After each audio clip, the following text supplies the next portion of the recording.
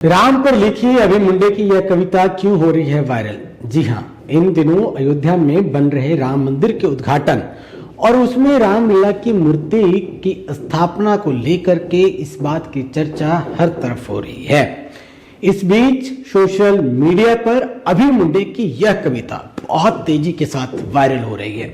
आखिरकार क्या कुछ कह दिया साइको शायर के नाम से मशहूर अभय मुंडे ने इस कविता में, जो ये कविता लोगों तक इतनी वायरल हो रही है और रातों रात काफी इसको लोकप्रियता मिली।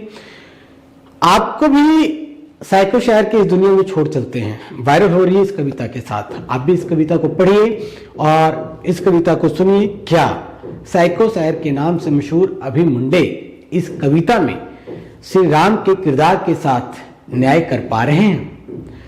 इस कविता ने रातों रात सभी का ध्यान अपनी ओर आकर्षित किया है और इसे लोग अयोध्या का बुलावा भी मानकर चलते हैं। लोग बता रहे हैं क्योंकि खुद ही कवि अंत में कहते हैं, अच्छा तो मैं चलता हूं, मुझे भी अयोध्या आना है। क्योंकि उनके जो बोल हैं वो बहुत ही शानदार तरीके से प्रेजेंट किया गया है। चलिए तो फिर मिलते हैं, हमें भी अयोध्या आना है। तो लोग इसे ये मानकर चल रहे हैं कि ये श्री राम जी का बुलावा है।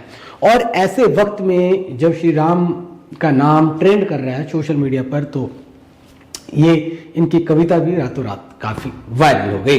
तो आइए आपको भी छोड़ चलते हैं साइको शायर की राम कविता के साथ। आप भी सुनिए और पढ़िए, बताइए क्या कवि ने राम के चरित्र के साथ न्याय किया है और क्या राम के चरित्र को सही ढंग से बतला पाए हैं? ये आप जरूर बताइए, कमेंट बॉक्स में बताइए। तो अब आपको कविता की दुनिया में छोड़ चलते हैं। कविता का नाम है राम और ये साइको शायर मतलब कि अभय मुंडे ने गाया है। ठीक है जी। बोला ऐसे, हाथ काट कर रख दूंगा ये नाम समझ आ जाए तो, कितनी दिक्कत होगी पता है राम समझ आ जाए तो। राम राम तो कह लोगे पर राम सा दुख भी सहना होगा।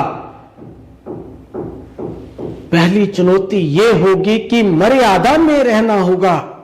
और मर्यादा में रहना, हाँ मर्यादा में रहना मतलब कुछ खास नहीं कर जाना है, बस त्याग को गले लगाना है और अहंकार जलाना है। अब अपने रामलला के खातिर इतना ना कर पाओगे, अरे सबरी का जूठा खाओगे तो पुरुषोत्तम कहलाओगे।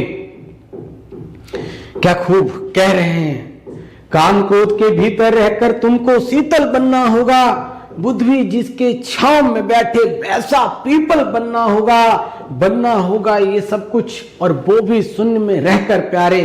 तभी तुमको पता चलेगा थे कितने अद्भुत राम हमारे। सोच रहे हो कौन हूं मैं? सोच रहे हो कौन हूं मैं? चलो बता ही देता हूं, तुमने ही तो नाम दिया था मैं पागल कहलाता हूं। नया नया हूं यहां पे तो ना पहले किसी को देखा है, वैसे तो हूं त्रेता से, मुझे कृष्ण किसने कलयुग भेजा है। भाई बात वहां तक फैल गई है कि यहां कुछ तो मंगल होने को है कि भरत से भारत हुए राज में, सुना है राम जी आने को हैं। बड़े भाग्यशाली हो तुम सब, नहीं वहां पे सब यही कहते हैं कि हम तो राम राज में रहते थे पर इन सब में राम रहते हैं। यानी तुम सब में राम का अंश छुपा है। नहीं मतलब वो तुम में आते हैं रहने। सच है या फिर गलत खबर, अगर सच ही है ये तो क्या कहने। तो सबको राम पता ही होगा, घर के बड़ों ने बताया होगा।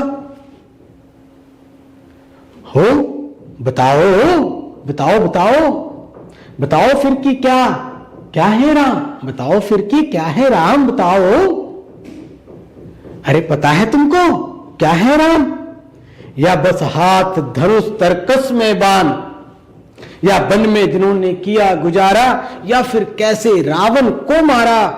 लक्ष्मण जिनको कहते भैया, जिनकी पत्नी सीता मैया। फिर ये तो हो गई ना वो ही कहानी, एक था राजा एक थी रानी। क्या सच में तुमको राम पता है? या वो भी आकर हम बताएं। कवि कह रहे हैं, मैं नहीं कह रहा। बड़े दिनों से हूं यहां पर, सब कुछ देख रहा हूं कब से, प्रभु से मिलने आया था मैं, उन्हें छोड़कर मिला हूं सबसे। एक बात कहूं अगर, बुरा ना मानो, नहीं तुम तुरंत ही क्रोधित हो जाते हो, पूरी बात तो सुनते भी नहीं सीधे घर पर आ जाते हो।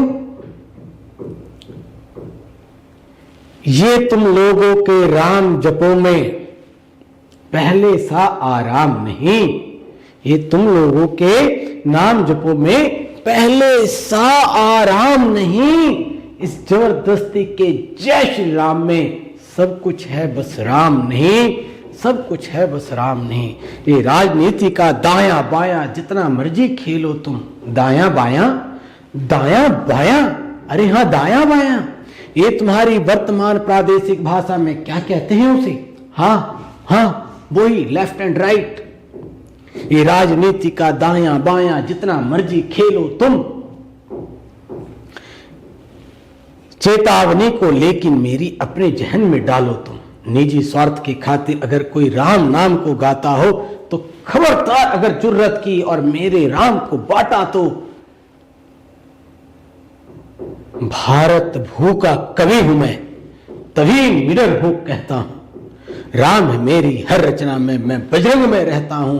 भारत की नींव है कविताएं और सत्य हमारी बातों में, तभी कलम हमारी तीखी है और साहित्य हमारे हाथों में। तो सोच समझकर राम कहो तुम, ये बस आतिश का नारा नहीं, जब तक राम हृदय में नहीं तुमने राम पुकारा नहीं।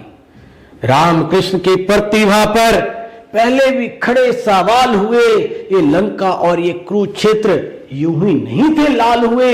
अरे प्रसन्न हंसना भी और पल पल रोना भी है राम, सब कुछ पाना भी है और सब पाकर खोना भी है राम।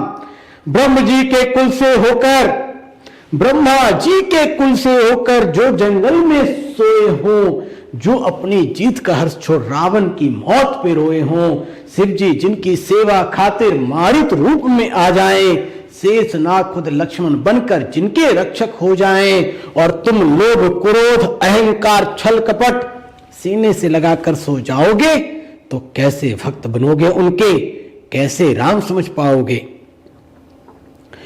अघोर क्या है पता नहीं,